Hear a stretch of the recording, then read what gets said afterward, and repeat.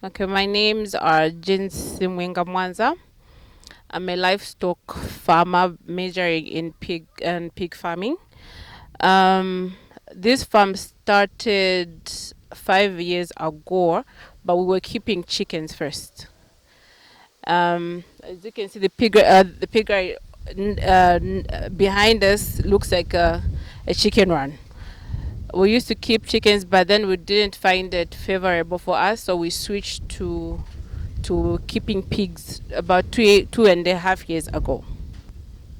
For pigs, I was watching a video on YouTube about there's a farmer in Uganda. He has over, I think now the time I was watching him, he had over 1,000 pigs. I'm sure he has more now.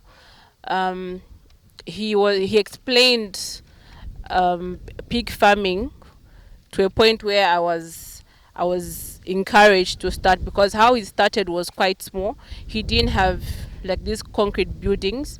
He was keeping them just in a fence, in a small wire, but he was still able to feed them and then also sell them and also make markets. Then later on he graduated to making concrete structures. So at this farm, we have about 300 pigs.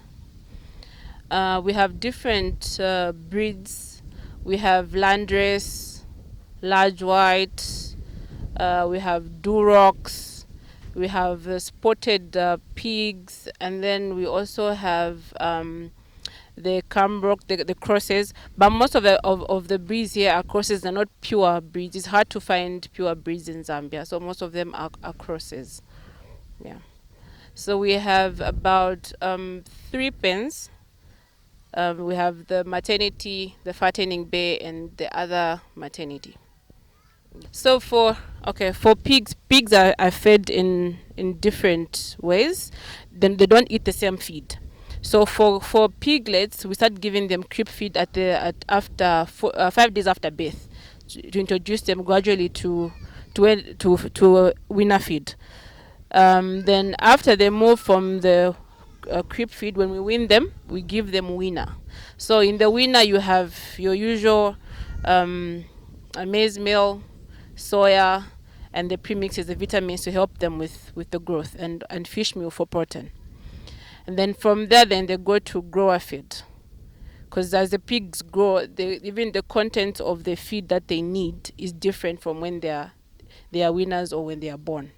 Then when we're ready to take them to the market, we give them finisher, which it's got less protein in it, which will just help them maintain their actual meat, because selling a fatty pig is usually a loss to the farmer and not good for human beings to consume. So what you're looking for to sell at the market at the end of your production is lean meat, which is good for people to eat without giving them a lot of complications that we usually have due to eating a lot of bad food.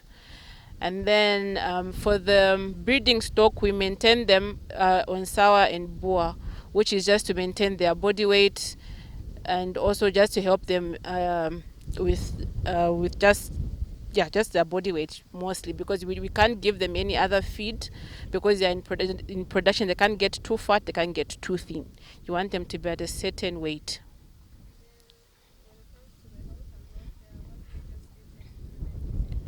Okay, so firstly, when you came in, we sprayed you. That's biosecurity. We are very particular about biosecurity.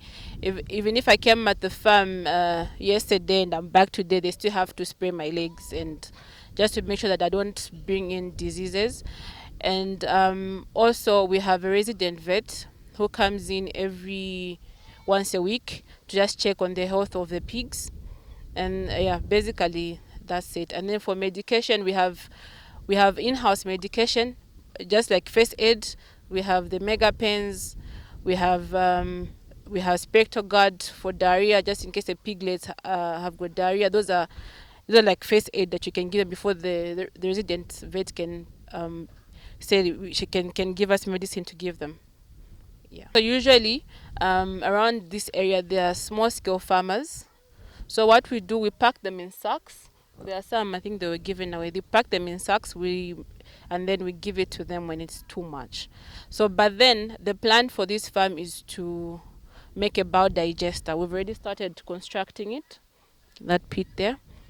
So we want to be using, want to make a biodigester to make a biogas, which will help us with the lighting of all the pigs.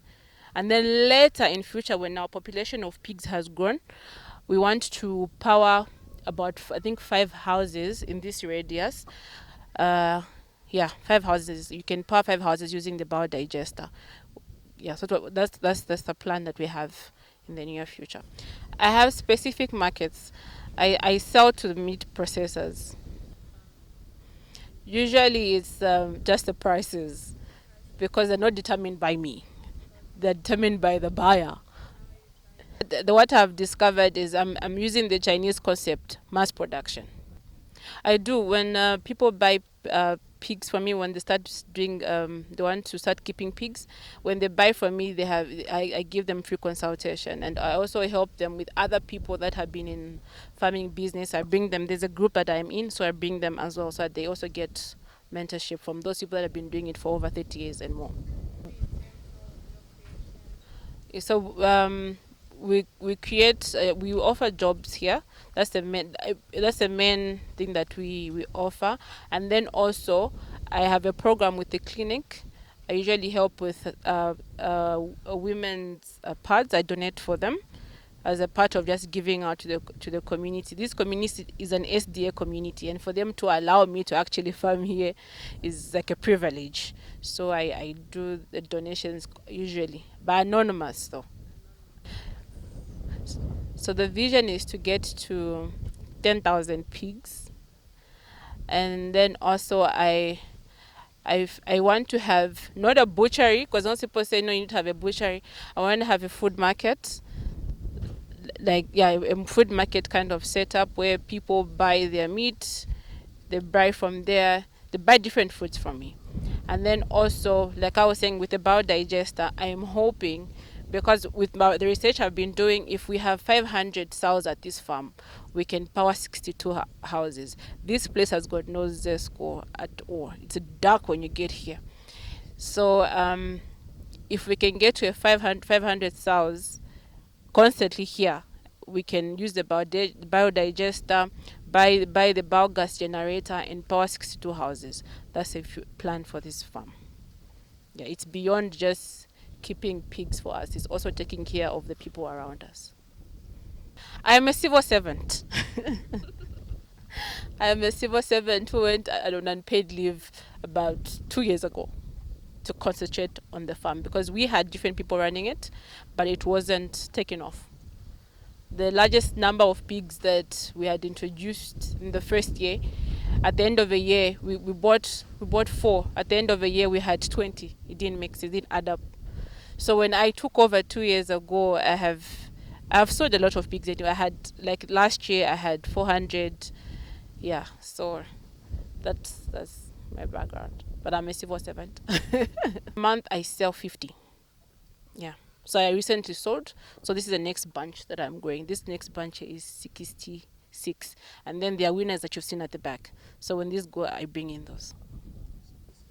Okay, for motivation for them, we have this thing we called. So at the moment, I only have about 3 workers.